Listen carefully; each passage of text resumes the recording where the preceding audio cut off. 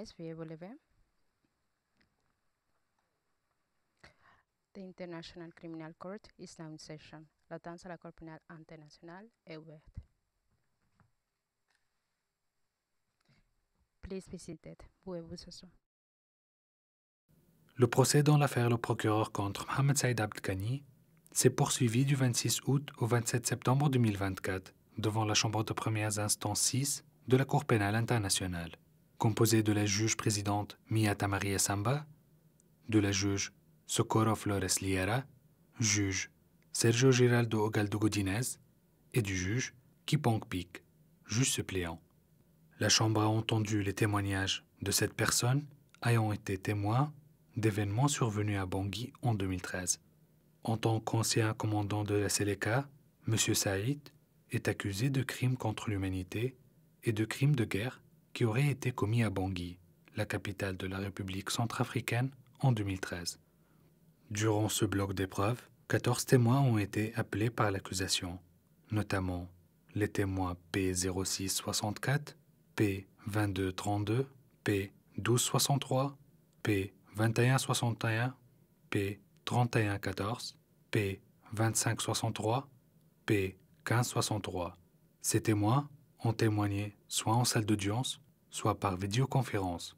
Ils ont bénéficié de mesures de protection telles que la distorsion de la voix, le floutage de l'image, le recours à pseudonyme et au huis clos partiel. Au cours des audiences, les témoins ont d'abord été interrogés par les membres de l'accusation, notamment l'avocate présidente de premières instances, Mme Holo Makwaya, les avocats de premières instances, Mme Marie-Jeanne Sardachi, M. Thomas Bifoli, M. Kamran Chaudhry, ainsi que l'assistante juridique, Mme Sanyoun Taguiré. Après l'interrogatoire principal mené par l'accusation, les témoins ont ensuite été interrogés par les représentants légaux des victimes, en l'occurrence Mme Sarah Pelé. Enfin, ils ont été contre-interrogés par les membres de l'équipe de la défense de M. Saïd, composée de Mme Junifer Naouri, avocate principale de la défense, ainsi que M. Dove Jacobs et M. Florian François Jacquemin, avocat de la défense. La plupart des témoins ont relaté les crimes commis à Bangui durant la période visée par les charges des crimes auxquels ils ont assisté ou dont ils ont été personnellement victimes.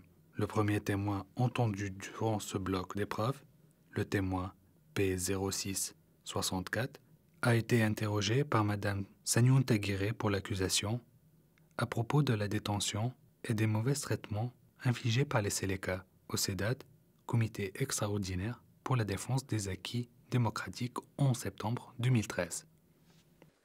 J'ai passé 55 jours dans la prison de Sédad. À chaque fois qu'on me sortait au lieu d'interrogation, il y avait Nouradine Adam au milieu, assis comme ça, comme vous êtes trois.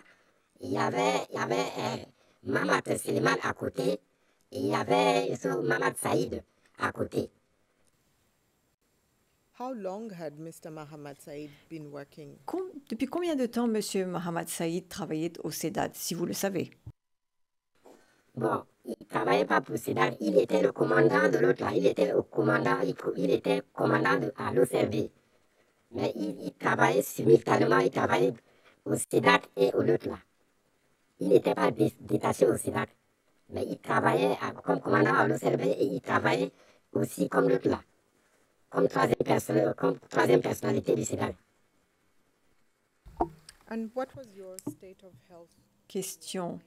Et quel était votre état de santé lorsque vous avez enfin été acquitté ou libéré, monsieur le témoin? Bon, je crois dans tout ce que, dans ma déposition, vous avez mon bulletin médical. J'avais contracté 13 maladies après un examen médical. M. Dove Jacobs, membre de l'équipe de la défense de M. Saïd, a contre-interrogé le témoin P0664 au sujet des événements liés à sa détention au CEDAD. Le témoin a confirmé que Mohamed Salah et Mohamed Saïd étaient présents lors des interrogatoires des prisonniers au CEDAD. Juste si vous pouviez répondre à ma question par rapport à la déclaration antérieure que vous avez fait en 2016. Oui. Donc vous confirmez ce que vous avez dit en 2016, que la personne qui a interrogé les prisonniers, c'est Mohamed Saleh. Est-ce que vous confirmez avoir dit ça au bureau du procureur? c'était pas Maman Saleh seul. Hier, là, j'ai répété ici que ils étaient trois. Et au milieu, c'était Nouradine. Pendant les interrogations, Nouradine ne parlait pas. C'est ce que je disais hier à la cour ici. C'est l'autre, la Maman Saleh et Maman Saïd qui nous posaient des questions. Monsieur Kamran Chaudhry, représentant de l'accusation, interrogeait un autre témoin, le témoin P2232, au sujet de la formation de l'expansion du groupe anti-Balaka. L'interrogatoire s'est déroulé principalement en séance privée, avec quelques phases publiques, afin de préserver l'anonymat du témoin. Mr. Witness, can you please tell the judges Question, monsieur le témoin, est-ce que vous pouvez dire aux juges comment les anti-Balaka se sont étendus et se sont élargis et après avoir été créés?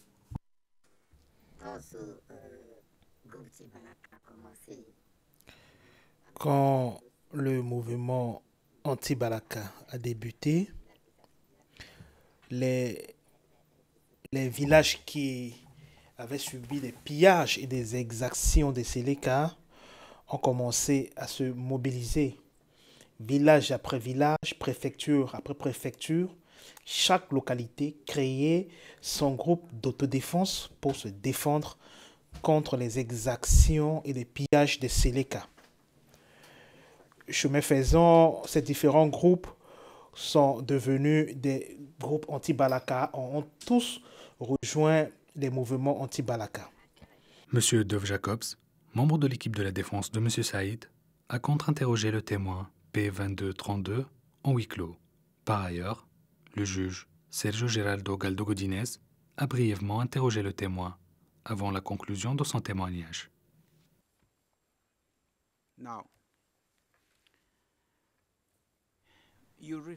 Alors, vous avez fait référence à une attaque lors de la cérémonie de prestation de serment de M. Djotodia. Et mercredi, ainsi que hier, ainsi qu'aujourd'hui, vous avez fait référence à cela, mais vous avez dit que vous n'êtes pas en mesure de vous souvenir de la date exacte. Toutefois, mercredi, vous avez dit qu'il y a eu une attaque des Séléka contre Boyrab ce jour-là, ou après cela plutôt, et que c'est à ce moment-là que certains soldats, notamment des Dan, ont quitté Bangui et sont allés dans les provinces pour créer des mouvements d'autodéfense. Alors, nous aimerions savoir quand est-ce que s'est produit cette attaque contre Boyrab et quand est-ce qu'ont commencé à être créés ce mouvement d'autodéfense. Donc, est-ce que vous pourriez nous expliquer davantage ce que vous entendez lorsque vous dites qu'il y a un mouvement d'autodéfense qui a été créé? Est-ce que vous pourriez nous donner le nom des organisateurs ou des principales personnes qui ont organisé, ont créé ce mouvement?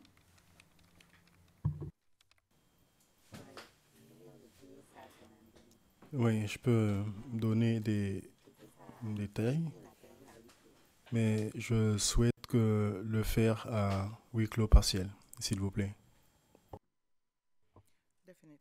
Juge président, oui, tout à fait. Madame la greffière d'audience, pouvons-nous passer à huis clos partiel, s'il vous plaît? Le 47e témoin de l'accusation, le témoin P1263, a répondu aux questions de Madame Marie-Jeanne Sardacci, représentante de l'accusation, concernant les événements survenus à Sébut lors de l'entrée de la Séléka dans la ville. La séance s'est tenue en huis clos partiel. Alors, monsieur le témoin, vous nous dites que vous avez entendu le fracas des armes. Qu'est-ce que vous avez vu après?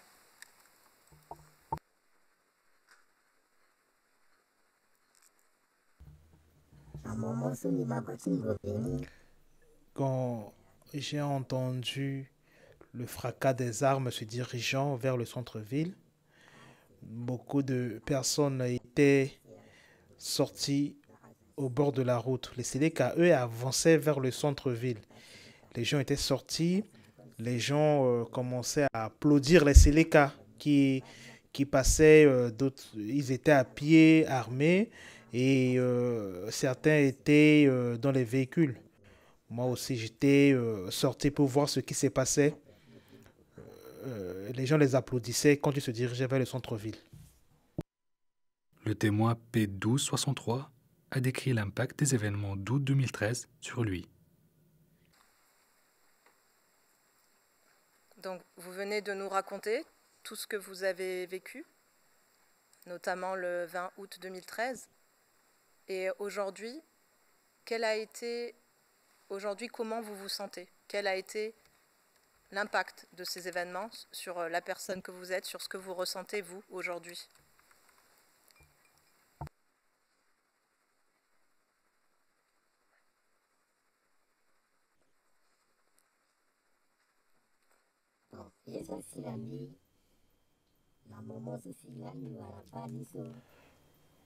Quand j'avais reçu ces balles, le lendemain, je ne me sentais pas bien. J'avais des difficultés pour respirer. J'avais perdu beaucoup de sang. Je ne me sentais pas bien. Aussi, vous savez, je vous ai dit que je faisais des affaires. J'ai pris tout mon fonds de commerce pour investir dans mes soins de santé. Après cela, je ne faisais que réfléchir à mon argent que j'ai dépensé, à tout ce que j'ai vécu. Et arrivé à un moment où j'étais devenu dépressif. Monsieur Florian-François Jacquemin, avocat de la défense de Monsieur Saïd, a contre-interrogé le témoin P1263 sur les blessures subies lors des événements d'août 2013. Le témoin a confirmé avoir pris des photos de ses blessures environ 10 jours après les faits et également évoqué les radiographies qu'il a effectuées. Et vous avez fait une radio suite à vos blessures, c'est correct?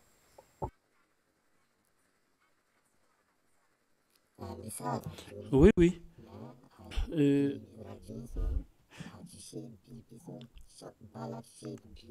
Mais selon les résultats de la radiographie, mes os n'ont pas été touchés par la balle.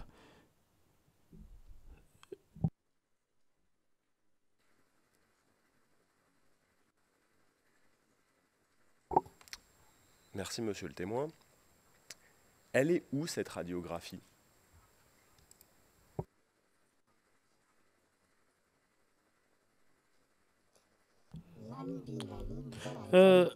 J'en avais dans mes effets. Malheureusement, dans la maison où je résidais, il y avait les termites. Et ces termites ont détruit les résultats de la radiographie. Et j'ai jeté les résidus dans la poubelle.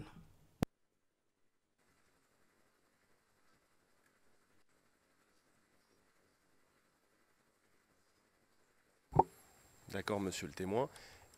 Et les photos que vous nous avez montrées, que vous avez montrées au procureur, les termites ne les ont pas détruites?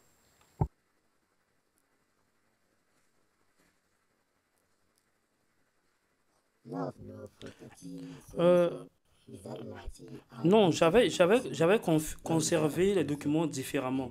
Les photos, d'une part dans un album photo, alors que les clichés de radiographie se trouvaient dans un carton qui était posé par terre dans la chambre. C'est ainsi que les termites ont détruit ces clichés.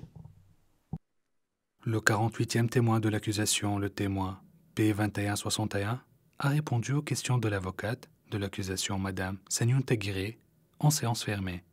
En séance publique, l'accusation a présenté une série de photographies et a interrogé le témoin à leur sujet.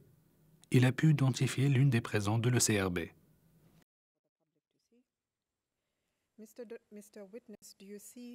Monsieur le témoin, est-ce que vous voyez le document sur votre écran?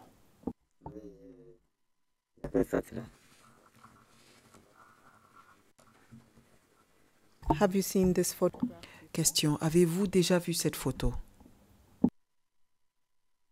Ça, c'est les jeunes, les antigons. And when you say, I think... Quand vous dites anti-gang, à quoi est-ce que vous faites référence? C'est le mot qu'on a sur la transcription en anglais. Les anti-gangs, communément on les appelle c'est les bandits de grand chemin, les tueurs, ceux qui arrachent les biens des autres par la force ou par les coups de feu. Ils sont là. Ils sont gardés ici, dans les 3 chambres. Madame Jennifer Naouri, avocate principale de la défense de M. Saïd, a contre-interrogé le témoin P2161 en huis clos partiel concernant la structure du Bureau central de répression du banditisme au CRB. Je vous dis que les services de l'OCRB étaient un service mixte, les polices légaux et le détachement des CLK en appui. Donc les ordres sont donnés au sein de soit c'est la police, c'est le responsable de la police qui encaisse, ou pour aller sur le terrain, c'est la CLK. Et moi, la question que je vous pose de suivi, c'est les agents de police, les fonctionnaires de police, et les agents de la mission d'appui de la CLK, ils patrouillaient ensemble. Est-ce que c'est correct? Au départ, je dis ce que j'ai vu, hein. C'est une vérité et rien que la vérité. Je veux dire, quand je suis arrivé, les policiers allaient eux-mêmes sur le terrain, mais ils ne résistaient pas. Des fois, ils avaient une foule hostile et ils ne tenaient même pas. Voilà pourquoi ils se sont entendus à leur niveau là-bas, les chefs, pour que, en cas d'intervention, les éléments de la CLK se joignent pour sortir et ramener le résultat. Le 49e témoin de l'accusation, le témoin P3114, a répondu aux questions de l'avocat de l'accusation, M. Kamran Chaudhry. Le témoin a témoigné sur la collecte de divers documents requis au cours des enquêtes que l'accusation a soumis à la Chambre pour être pris en compte comme élément d'épreuve. Question. Je vais passer à la 3e phase de ma question. Enquête quart 2A. Lorsque vous étiez chef d'équipe, combien d'enquêteurs environ aviez-vous sous votre direction? Réponse, c'était variable. Le nombre le plus élevé, c'était 8. Le nombre le plus bas, 2. Ça dépendait des priorités au sein du bureau. Question. Et quel était l'objectif de l'enquête quart 2A? Réponse, nous menions une enquête sur des présomptions de crimes graves commis par un groupe appelé les CLK. Question. Et où était le foyer des crimes pour lesquels vous avez enquêté? Réponse.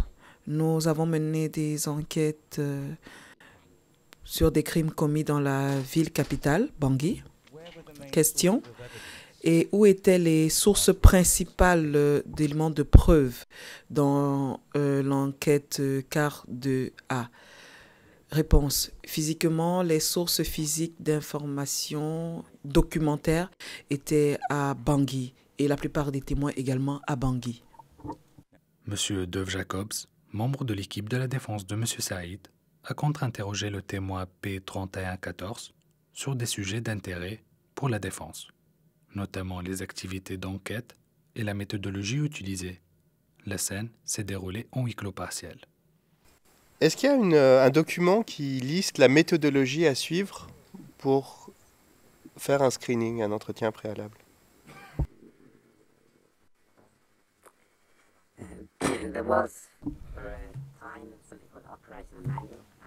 Donc, il y avait un manuel d'opération à ce moment et je pense qu'il listait les conditions pour un entretien préalable.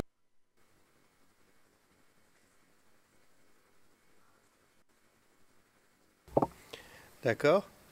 Et quand vous dites conditions pour un entretien préalable, est-ce que vous pouvez nous donner des exemples de conditions qui sont prévues?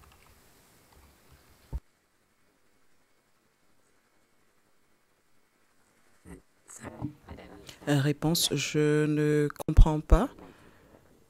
Je n'ai pas fait mention de prérequis. Alors, moi, je vous lisais ce qu'il y a sur mon transcrit en français. Il y avait un manuel d'opération à ce moment et je pense qu'il listait les conditions pour un entretien préalable. Et donc, je vous demandais quelles sont ces conditions pour un entretien préalable, monsieur le témoin.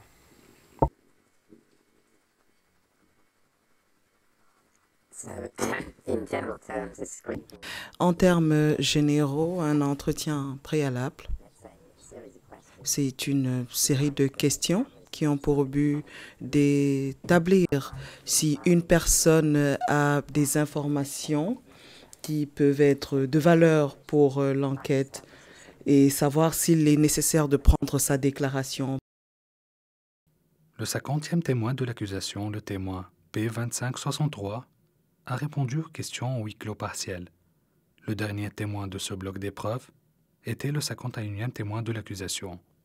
Le témoin P1563, il a témoigné des événements survenus dans le quartier de Boirab, en particulier de l'occupation d'une école dans la région.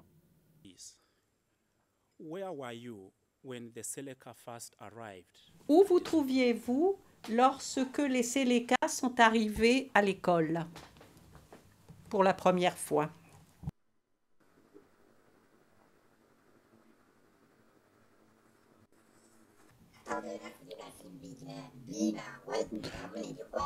Comme je l'ai dit, moi et ma petite famille, j'oublie précisément la date précise, hein. La date précise, je ne m'en souviens pas.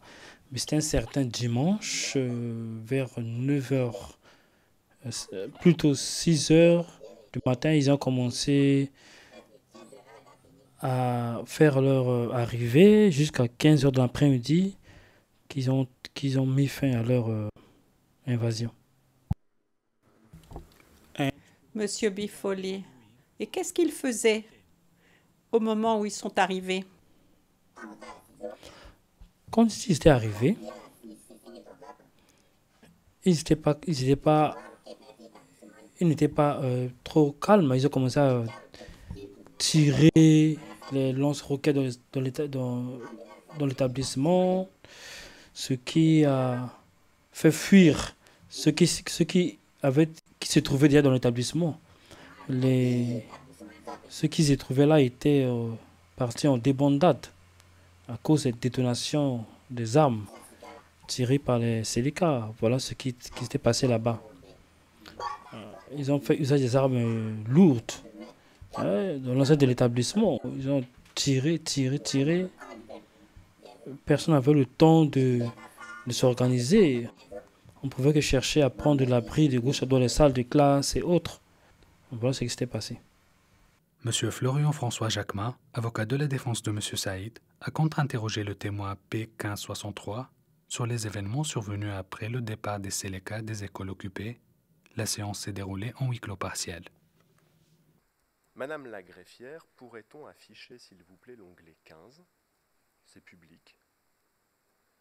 Non soumis, car D33 0014 1221, page 1222.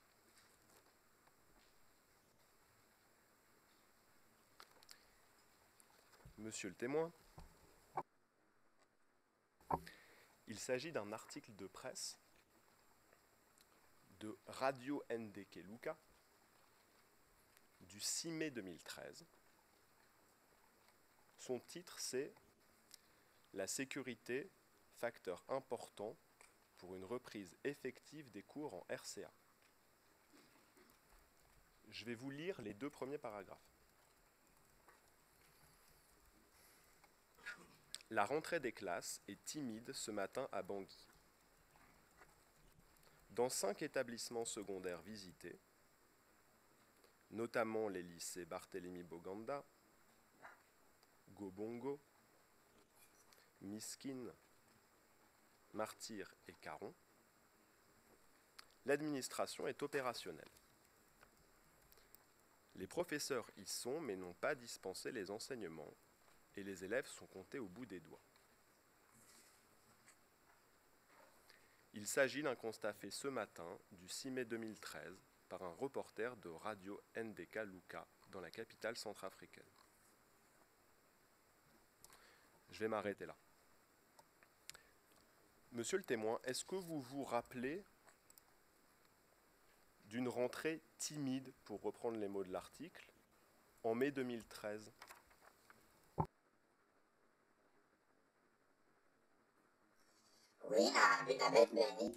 Oui, je m'en souviens. Après le départ de Seleka, suite à la décision gouvernementale, les élèves ont commencé à venir. Ils ne venaient pas en groupe, ils venaient un à un. Jusqu'à présent, l'accusation a présenté sa 51e témoin devant la Chambre. Le procès dans l'affaire, le procureur contre Mohamed Saïd Abdelkani a repris le 7 octobre 2024, avec la présentation du témoignage du 52e témoin de l'accusation.